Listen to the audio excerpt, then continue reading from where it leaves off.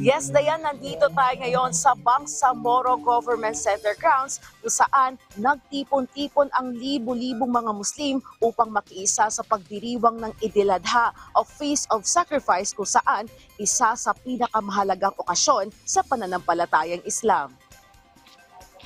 Kasama ang kani-kanilang pamilya, kaibigan at mahal sa buhay, dumalo ang mga mananampalataya sa isinagawang congregational prayer sa iba't ibang masjid at open prayer grounds sa buong Bangsamoro Region. Maaga pa lamang ay dagsana ang mga mananampalatayang Muslim na nakasuot ng kanilang malilinis at makukulay na kasuotan bilang simbolo ng paggalang at pasasalamat kay Allah Subhanahu wa Ta'ala.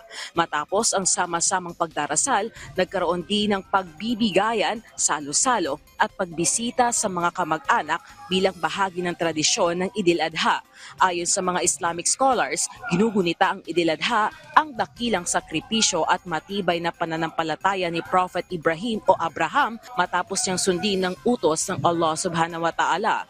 Ginugunita ng mga Muslim sa buong mundo ang dakilang sakripisyo ni Prophet Ibrahim o Abraham na handang ialay ang kanyang anak bilang pagsunod at pagtitiwala sa Allah Subhanahu wa Ta'ala. Sa Pilipinas, opisyal na kinikilala ang Idil Adha bilang regular holiday sa ilalim ng Republic Act No. 9849 na nilagdaan noong taong 2009. Layunin nitong kilalanin ang kahalagahan ng Islam at kultura ng mga Muslim sa bansa. Isa rin itong pagkakataon upang mapalakas ang pagkakaisa, kapayapaan at malasakit sa kapwa. Bukod sa congregational prayer, kabilang din sa mahahalagang gawaing tuwil Idil Adha ang pagsasagawa ng kurban o paghahandog ng hayop gaya ng kambing o baka. Ang karne nito ay ibinabahagi sa pamilya, kaibigan at higit lalo sa mga nangangailangan. Ipinapakita umano nito ang diwa ng sakripisyo, pagtulong at pagbabahagi sa komunidad. Sa gitna ng pagdiriwang, nananatiling mensahe ng Idil Adha ang pagpapalalim ng pananampalataya, pagpapakumbaba at pagkakaisa ng bawat pamilya at pamayanan.